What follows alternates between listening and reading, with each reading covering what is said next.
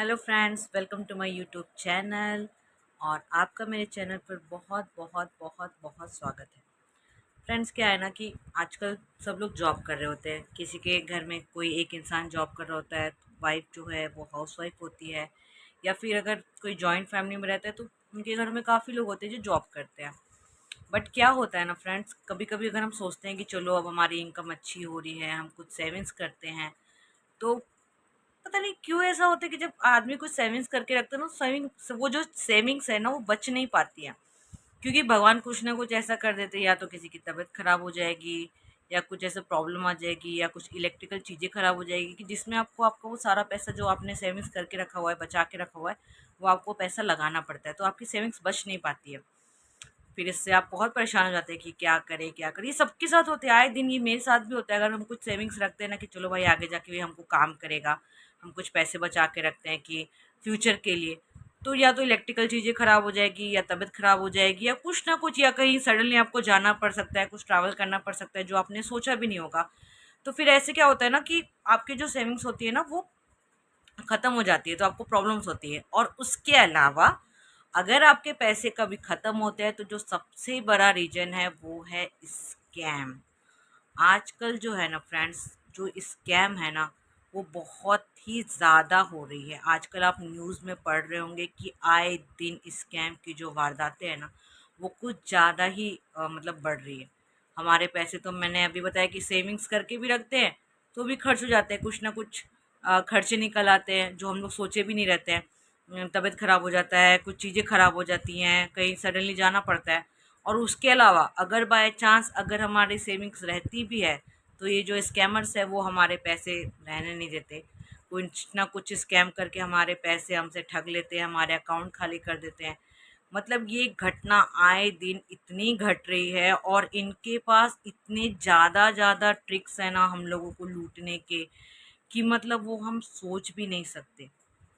हम बिल्कुल भी नहीं सोच सकते कि मतलब इतना मतलब दिमाग ये लोग कहाँ से लाते हैं ठगी करने का, लोगों को ठगने का इतना ज़्यादा। अरे भाई, आप ना, अगर आपको इतना ही ठगना है ना तो मतलब इतना आप दिमाग लाते हैं कि हमको लोगों को कैसे ठगना है, हमको लोगों को कैसे बेवकूफ़ बनाना है। उससे अच्छा है ना कि आप देश के लिए कुछ करो ना। आप उतना दिमाग अपने देश को सफल बनाने में, देश के हेल्प के लिए कुछ उतना दिमाग लगाओ ना। आप लोगों को इतना बेवकूफ़ बना रहे हो, आप किसी को इतना मजबूर कर दे रहे हो। कोई अपनी ज़िंदगी भर की कमाई बचा के रख रहा है और आप उसे ऐसे बेवकूफ़ बना रहे हो, और लोग भी आपके झांसे में फंस जाते हैं। क्योंकि कुछ कुछ स्कैम जो है ना कि वो हम समझ जाते हैं कि नहीं ये स्कैम है, इसको हमको इससे बचना है। लेकिन कुछ कुछ स्कैमर्स ऐसा होता है ना, कुछ कुछ स्कैम ऐसा होता है ना कि हम उसमें फंसते चले जाते हैं, इतनी बुरी तरह फंस जाते हैं कि हमको उससे निकलना मुश्किल हो जाता है। और कई लोग जो है ना फिर गलत कदम उठाते हैं कि नहीं यार, अगर किसी को पता चला कि मेरे अकाउंट से इतने पैसे उड़ गए, या कोई बदनामी के डर से कोई कुछ भी मतलब गलत कदम उठाते ही उठाता है। प्लीज़, स्कैम जैसे बाकी जो बहुत सारे क्राइम है ना, उन क्राइम में से एक सबसे बड़ा क्राइम स्कैम भी है। तो ये आप मत करिए, किसी के साथ धोखाधड़ी मत कीजिए, किसी की ज़िंदगी भर की जमा पूंजी आप उनसे मत छीनिए। प्लीज़ रिक्वेस्ट है, अगर आपको कहीं दिमाग लगाना तो प्लीज़ आप अच्छी जगह पे दिमाग लगाइए। आप जो इतना दिमाग लगाने किसी को लूटने में ना, प्लीज़ वो लूटने में मत दिमाग लगाइए। आप कुछ ऐसा करिए कि आप किसी अच्छे कामों में पैसे कमाइए, या फिर वही कमाई, वो जो आपका दिमाग है ना वो देश के लिए, कि देश की हित के लिए आप कुछ करिए। ठीक है, प्लीज़ किसी को ऐसे लूटिए मत। फ्रेंड्स, अभी कुछ दिन पहले क्या हुआ ना कि मेरी फ्रेंड के साथ भी किसी ने मतलब स्कैम करने की कोशिश की। किसी ने उसकी जो यूपीआई आईडी थी ना वो यूज़ करके किसी ने उसे पेमेंट रिक्वेस्ट भेजी। बट ये तो था कि मतलब उसने अपना जो दिमाग था वो लगाया, और वो उस स्कैम में नहीं फंसी। तो प्लीज़ आप भी ना कभी ऐसा करने से पहले बहुत बार सोचिए कि सामने हमको क्या मैसेज रिक्वेस्ट आ रही है, वो हमसे क्या मांग रहा है। तो प्लीज़ आप उनके झांसे में मत फंसिए, थोड़ा-सा अपना माइंड भी यूज़ करिए। और जो ये स्कैमर्स होते हैं ना, जो ये आपके साथ स्कैम करते हैं, वो आपका फ़ायदा इसलिए उठाते हैं क्योंकि कभी ना कभी आप उनको ये मौका देते हैं। कभी-कभी आप लालच में फँस जाते हैं कि हमको पैसा मिलेगा, कोई-कोई आपको जॉब का लालच देने के लिए, कभी-कभी कोई क्या होता है कि फ़ेक आईडी बना के आपको लिंक भेजता है, मैसेज भेजता है कि आप इस लिंक पे क्लिक करिए, ऐसा करिए, वैसा करिए। फिर आप एक ओटीपी शेयर कर देते हो और आपका सारा बैंक अकाउंट खाली हो जाता है। कई बार क्या होता है कि आपको लॉटरी का झांसा देकर आपको लोग स्कैम कर लेते हैं आपके साथ, आप उसमें फंस जाते हैं, आपका बैंक अकाउंट खाली हो जाता है। प्लीज़ मतलब एक बार सोचिए कि मतलब अगर आप लॉटरी अगर आपको चाहिए, तो अगर ये लॉटरी का मतलब जैसे आप लॉटरी में कोई अगर आपको बेवकूफ़ बना रहे कि भाई हम आपको एक मैसेज भेजेंगे, फिर एक लिंक आएगा, आप उस लिंक पे क्लिक करिएगा, फिर आपको एक डिटेल्स फिल करनी होगी, फिर आप वो लॉटरी आपका वो नंबर लगा नहीं लगा वो हम आपको बताएंगे। लिंक पे क्लिक करना ही क्यों है? लिंक पे क्लिक नहीं करना है। आपको क्या पता कि आप जहाँ पर वो लॉटरी का लेने जा रहे हो वो सही है या नहीं है या जो भी है। लिंक पे क्लिक मत करिए, कोई भी ओटीपी शेयर मत कीजिए। आप पैसों के लालच में इतना जाकर मत फंसिए कि आप ठगी का शिकार बन जाए, स्कैम का शिकार बन जाए। अपना दिमाग यूज़ करिए प्लीज़। एक बार मेरे हस्बैंड के साथ क्या हुआ था कि मैं यहीं पे बैठी हुई थी और मेरे हस्बैंड को ना एक फ़ेक कॉल आया। फ़ेक कॉल आया तो उसपे ना मतलब होता है ना कि अननोन नंबर ऐसा टाइप आता है, वो नंबर भी नहीं आता है। तो वो ऐसा कुछ आया नंबर, तो वो फ़ोन करके क्या कह रहा है कि हेलो आपके पापा कहाँ हैं? तो इन्होंने कुछ बोला नहीं कि मतलब ऐसे सडनली क्यों? तो इन्होंने फिर मेरे हस्बैंड ने पूछा कि क्यों आप कौन बोल रहे हैं? तो उन्होंने कहा कि अरे मैं आपके पापा का फ्रेंड बोल रहा हूँ। तो इन्होंने बोला कि ठीक है अंकल, बोले क्या बात है? तो आपके पापा चंडीगढ़ में हैं। और देखिए फ्रेंड, इसको इत्तेफाक बोलेंगे कि मतलब क्या बोलेंगे पता नहीं। और उस समय जो मेरे ससुर जी थे, मतलब जो मेरे फादर इन लॉ थे, वो उस समय एक्चुअल में चंडीगढ़ में ही थे। और वो जो आदमी था उसको ये पता नहीं ये सब कैसे पता चला, लेकिन वो फ्रॉड कॉल था, इतना 110% पता है। लेकिन अब वो तुक्का मार रहा था कि आपके पापा इस वक्त चंडीगढ़ में है क्या, मैं भी चंडीगढ़ से बात कर रहा हूँ। अब वो इंसिडेंट को इंसिडेंट उसको बोलेंगे या पता नहीं। तो इन्होंने बोला कि हाँ क्यों, क्या बात है? तो अरे ऐसे ऐसी बात है, तो आपके पापा का नंबर नहीं लग रहा है। तो उन्होंने ना मुझे आपका नंबर दिया और उन्होंने कहा कि मतलब बहुत दिन पहले, मतलब उसने ऐसा बोला कि बहुत दिन पहले आपके पापा से मेरी बात हुई थी, मुझे कुछ पैसों की ज़रूरत थी, लेकिन आज आपके पापा को मैं कॉल लगा रहा हूँ तो मुझे कॉल लग नहीं रही है। तो आपके पापा ने तो उस समय मुझसे कहा था कि मेरे पास अभी पैसे नहीं है, तो मैं आपको अपने बेटे का नंबर देता हूँ, तो आप इस नंबर पे बात कर लीजिए, वो आपको पैसे सेंड कर देगा। लेकिन हमारे फैमिली में एक चीज़ बहुत अच्छी है ना कि सब लोग एक दूसरे से बहुत बातें शेयर करते हैं। सब कुछ बातें शेयर करेंगे, अगर फ्रॉड कॉल आया नहीं आया जो भी, घर में जो भी चीज़ होती है ना, सब एक दूसरे से बातें शेयर करते हैं। तो मेरे फादर इन लॉ ने ऐसी कोई भी बात हमें नहीं बताई थी कि हाँ मतलब मैंने किसी को कॉल करके बोला है कि तुम्हें कॉल आएगा तो तुम पैसे दे देना। फिर मेरे हस्बैंड को डाउट हुआ, तो उन्होंने कहा कि अभी तो मेरी थोड़ी देर पहले मेरे पापा से बात हुई। जैसे उन्होंने ये बात बोली, उस इंसान ने तुरंत फ़ोन कट कर दिया। उसके बाद हमने कितना भी कॉल बैक किया, फ़ोन नहीं लग रहा था। Phone not reachable, not reachable, not reachable ही आ रहा था। ठीक है, क्योंकि कई बार क्या होता है, अगर मान लीजिए अगर ये उस आदमी की बातों में आ जाते और पैसे ये सोच के कि चलो हाँ मेरे पापा के फ्रेंड है और मतलब पापा ने बोला होगा, और हो सकता है कि पापा का फ़ोन नहीं लग रहा होगा, और अगर ये समझदारी नहीं दिखाते और अगर उस इंसान के अकाउंट में पैसे भेज देते या जो भी वो ओटीपी या मतलब जो भी जिस थ्रू से वो लूटता, जो भी अगर उस चीज़ को फॉलो करते, तो आज इनका अकाउंट पूरा खाली हो जाता। तो प्लीज़ ऐसे स्कैम से ना बचिए, बचिए। आप मतलब एक बार ज़रूर सोचिए कि अगर ऐसा कुछ होता तो मेरे घर वाले मुझे फ़ोन करके बताते कि हाँ भाई ऐसा-ऐसा है, मेरे पास पैसे नहीं है, तो मेरे किसी फ्रेंड को ज़रूरत है तो तुम पैसे दे दो। बट आपके फैमिली और फ्रेंड्स अगर आपसे ये बातें शेयर नहीं कर रहे हैं ना, तो प्लीज़ आप उन्हें पैसे मत दीजिए। कोई कितना भी कॉल करे कि आपके फ्रेंड ने बोला है ये करना, तो आप उनको डायरेक्ट ये बोले कि ठीक है पहले मैं उससे बात कर लेती हूँ। अगर वो श्योरिटी देते हैं तो फिर मैं आपके अकाउंट में आपको पैसे भेजती हूँ, अदरवाइज़ आप पैसे मत भेजिए। वो देखिएगा तुरंत आपकी फ़ोन कॉल को कट कर देगा। ठीक है? कई बार क्या होता है ना फ्रेंड्स कि हम लोग कई बार बहुत सारे इंसान आजकल ऑनलाइन शॉपिंग करते हैं, बट कुछ कुछ एक जो स्कैनर्स जो सॉरी स्कैमर्स जो होते हैं ना, वो क्या करते हैं ना कि एक फेक ऑनलाइन शॉपिंग का एक एक वो ये बनाते हैं।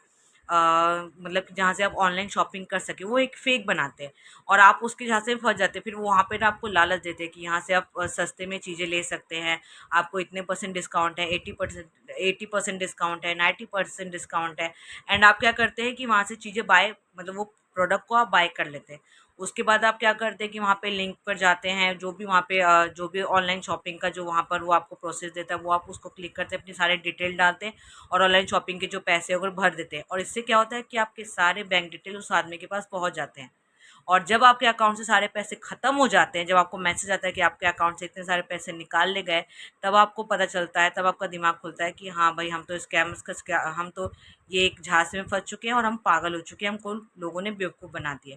तो प्लीज़ ऐसा मत करिए। और क्योंकि क्या होता है ना कि ऑनलाइन शॉपिंग मतलब सब लोग करते हैं, हम लोग खुद भी करते हैं, लेकिन ज़्यादा से ज़्यादा आप कोशिश करिए कि आप ज़्यादा से ज़्यादा अगर ऑनलाइन शॉपिंग कर रहे हैं ना, तो उस ऑनलाइन शॉपिंग में कैश ऑन डिलीवरी का ये ऑप्शंस है या नहीं, आप उसे देख लीजिए। अगर जिस ऑनलाइन शॉपिंग में ये कैश ऑन डिलीवरी का ऑप्शंस है, आप कैश ऑन डिलीवरी ही करिए। ठीक है, अगर आपको लगता है कि आज मुझे ये शॉपिंग करनी है, तो आप एक दिन पहले प्रोग्राम बना लीजिए कि हाँ कल मुझे ये शॉपिंग करनी है ऑनलाइन।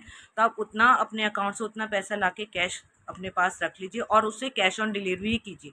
क्योंकि कई कई बार देखिए क्या होता है ना कि बहुत से लोग आजकल इतना स्कैम कर रहे हैं ना कि जो रियल में जो ऑनलाइन शॉपिंग जो ऐप है ना, हम उस पर भी ट्रस्ट नहीं कर पाते कि हाँ भाई ऑनलाइन पेमेंट करें नहीं करें, कहीं हम ठगी का शिकार ना हो जाए। तो कई बार उनके साथ भी बहुत ये नाइंसाफ़ी हो जाती है। लेकिन कोई नहीं, अगर आपको ऑनलाइन शॉपिंग करनी है तो आप कैश ऑन डिलीवरी कीजिए। और ऐसा अगर ऐप जिसमें कैश ऑन डिलीवरी का ऑप्शंस ना हो ना, तो प्लीज़ आप ऐसे ऑनलाइन ऐप जहाँ पे शॉपिंग की जाती है उस पर यकीन मत करिए, नहीं तो आपके अकाउंट सारे खाली हो जाएंगे। आप यकीन मत करिए। ऑनलाइन शॉपिंग अगर आप कर रहे हैं तो कैश ऑन डिलीवरी ही करिए। ठीक है, ऑनलाइन जाकर पेमेंट करने की कोई ज़रूरत नहीं है। मैं भी डरती हूँ, मैं खुद सच में, मुझे फ्रेंड्स, मुझे बहुत डर लगता है ऑनलाइन शॉपिंग करने में। ज़्यादातर मेरे हस्बैंड ही करते हैं क्योंकि वो बहुत सालों से करते आ रहे हैं, तो उनको ये सब का ज़्यादा नॉलेज है। बट मैं अगर मतलब अगर मुझे कोई बोलेगा तो मैं कैश ऑन डिलीवरी करती हूँ। अगर मुझे कभी कैश ऑनलाइन शॉपिंग करनी भी होती है ना, तो मैं अपनी सिस्टर जो है उन लोगों को बोलती हूँ कि आप ना मुझे ये ऑनलाइन, मुझे ये मतलब मेरा ये ऑर्डर मैं आपको मैसेज कर रही हूँ, तुम इसे ऑर्डर कर देना और कैश ऑन डिलीवरी कर देना, तो मैं इसे कैश ऑन डिलीवरी कर दूँगी। या मेरी बहनें भी ज़्यादातर कैश ऑन डिलीवरी का ही ऑप्शंस रखती है, क्योंकि भरोसा नहीं कब क्या हो जाए। तो प्लीज़ आप भी अगर ऑनलाइन शॉपिंग करते हैं तो ज़्यादा से ज़्यादा आप कैश ऑन डिलीवरी ही करिए। आप अकाउंट से पैसे दे सकते हैं, आप उसी पैसे को एक दिन पहले, मैंने बताया कि उसी दिन उसी पैसे को आप एक दिन पहले मतलब अपने अकाउंट से निकाल के ला लीजिए और कैश ऑन डिलीवरी कर दीजिए। ऑनलाइन शॉपिंग के चक्कर में क्यों फंसना है? ऑनलाइन शॉपिंग के चक्कर में फंसना नहीं है, क्योंकि कई बार ऑनलाइन शॉपिंग से भी लोग फ्रॉड का शिकार हो रहे हैं। जब शिकार हो जाने के बाद पता चलता है कि ऐसी तो कोई साइट ही नहीं है जहाँ से ऑनलाइन शॉपिंग होती है, तो फिर आप कैसे पता करेंगे, आप कहाँ जाएंगे, आप किससे हेल्प लेंगे कि हाँ भाई हमारे तो पैसे डूब गए, हमारे अकाउंट में इतना पैसा था, हमने ऑनलाइन शॉपिंग की। सामने वाला, अगर आप किसी का भी कंप्लेंट लेके जाते हैं तो सामने वाला भी तो यही बोलेगा ना कि भाई आप कैश ऑन डिलीवरी भी तो कर सकते थे, उसका भी तो ऑप्शन था। वो आपको यही चीज़ भी तो समझाएगा कि आपको कैश ऑन डिलीवरी करना चाहिए था, आपने वेरीफाई क्यों नहीं किया, इस साइट पे आपने पहले कभी शॉपिंग की है या नहीं की है। अगर आपने शॉपिंग नहीं की तो आपने आज सडनली इस पर कैसे शॉपिंग कर लिया। और आपको तो पता है कि ऑनलाइन शॉपिंग के इतने सारे मतलब अच्छे जो वेरीफाई ऐप हैं, जैसे मीशो है, अमेजॉन है, फ्लिपकार्ट है, मिंत्रा है, ये सब है। तो आपने उससे शॉपिंग क्यों नहीं की, आप दूसरे इस पे क्यों गए, आपने कभी इसके बारे में सुना है क्या? तो सामने वाले से अगर आप हेल्प भी लेंगे ना, तो पहले आप पर ही सवाल उठाएगा। तो ऐसा मत कीजिए, सोच समझदारी से आप ऑनलाइन शॉपिंग कीजिए, करिए तो कैश ऑन डिलीवरी। फ्रेंड्स, कभी कभी जो ये ठगने वाले लोग होते हैं ना, वो वॉइस रिकॉर्ड के थ्रू भी आपको बेवकूफ़ बना सकते हैं। वो क्या करते हैं कि आपको एक ऑडियो मैसेज भेजते हैं कि आपके जो एक रिश्तेदार है वो, उनका एक्सीडेंट हो गया है और वो इस अस्पताल में, वो इस हॉस्पिटल में एडमिट है, तो उनके इलाज के लिए तुरंत से तुरंत पैसे चाहिए। तो आप इस अकाउंट, वो एक आपको अकाउंट नंबर देगा और फिर बोलेगा कि आप इस अकाउंट नंबर पर तुरंत पैसे सेंड कर दीजिए।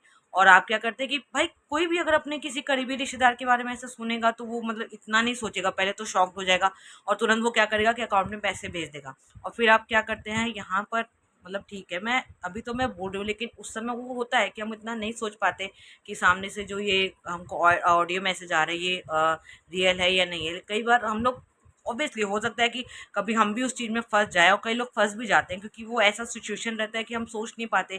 क्योंकि अगर हमको कोई कभी पता चलता है कि हाँ हमारे को रिलेटिव्स हॉस्पिटल में एडमिट है, एक्सीडेंट हो गया है, पैसों की जरूरत है, तो हम तुरंत हेल्प करने के लिए रेडी हो जाते हैं। हम इतना नहीं सोचते हैं कि हाँ भाई ये नंबर फ्रॉड है या नहीं है। तो क्या करते हैं कि आप उस अकाउंट पे फिर पैसे भेज देते हैं। फिर जब पैसे भेजने के बाद फिर आपको बाद में पता चलता है, जब आपके और भी पैसे उस अकाउंट से, आपके अकाउंट से सारे पैसे निकल जाते हैं, तब आपको पता चलता है कि ऐसा वो जो ऑडियो मैसेज आया था वो पूरा जो था वो बिल्कुल भी फेक था, आपके कोई रिलेशन वाले एडमिट नहीं थे।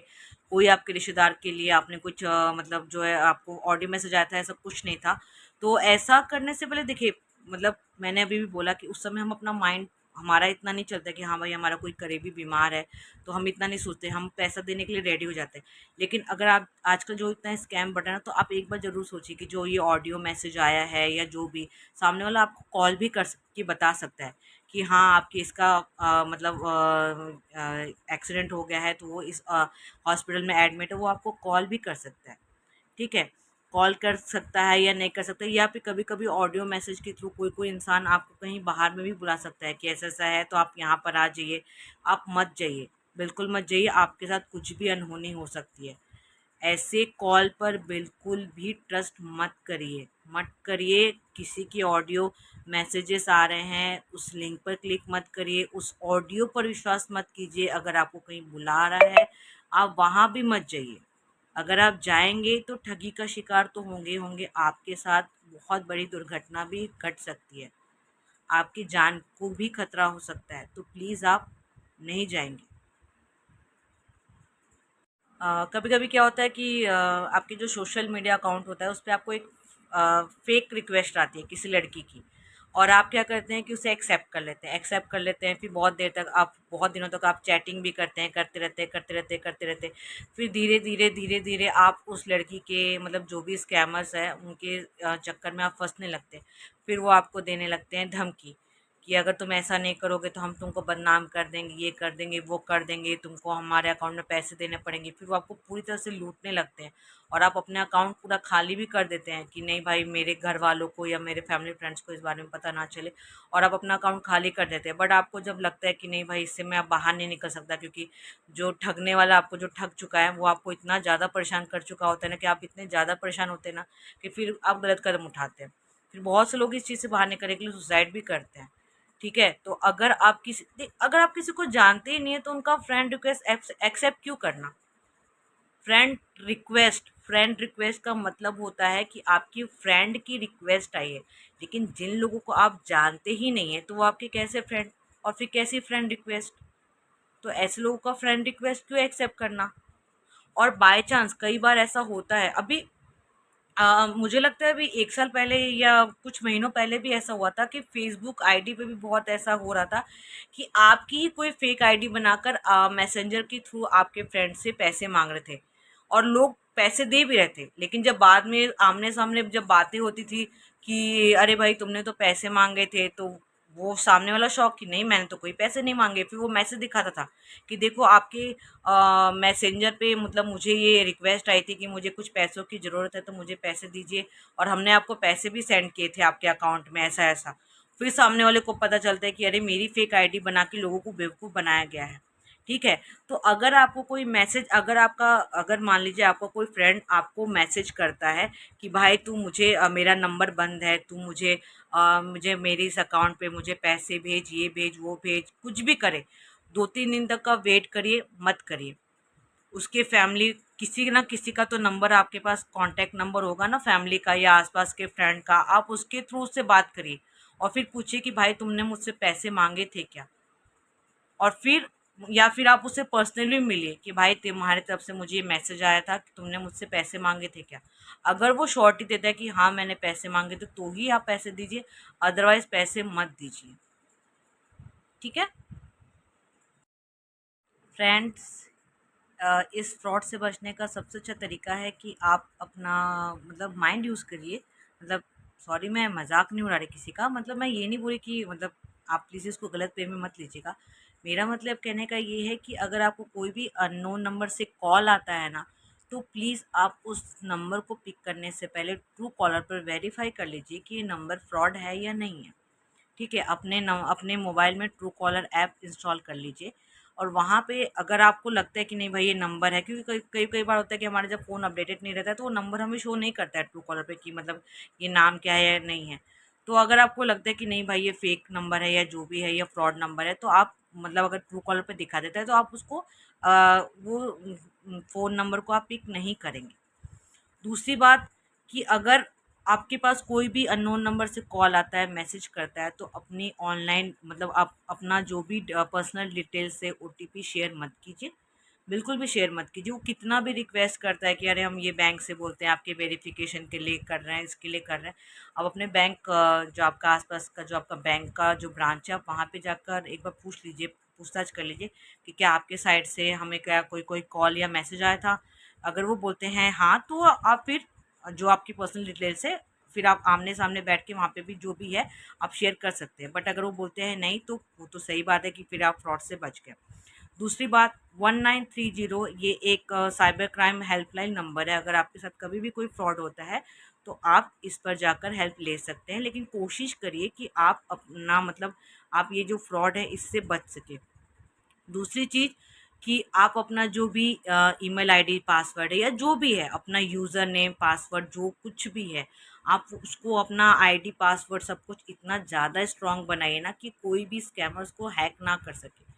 क्योंकि आजकल क्या होता है ना कि हम कोई लिंक भी नहीं शेयर कर रहे होते हैं, ओटीपी भी नहीं भेजते हैं, तभी भी हमारा जो आईडी है ना वो हैक हो जाता है। मतलब कुछ हमें नहीं मतलब कुछ हम किसी के साथ शेयर नहीं करते, तभी भी हम स्कैम का शिकार हो रहे होते हैं।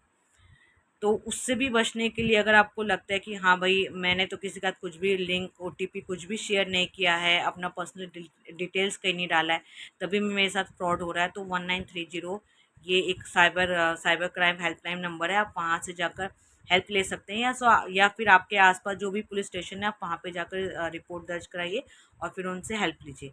और आपने जो आज का ये टॉपिक है हमारा स्कैम के ऊपर, तो आपने एक गाना सुना होगा, स्कैम है स्कैम है स्कैम है स्कैम है, हाँ मैं बोलता हूँ स्कैम है। ये गाना बिल्कुल यहाँ पर फिट हो रहा है।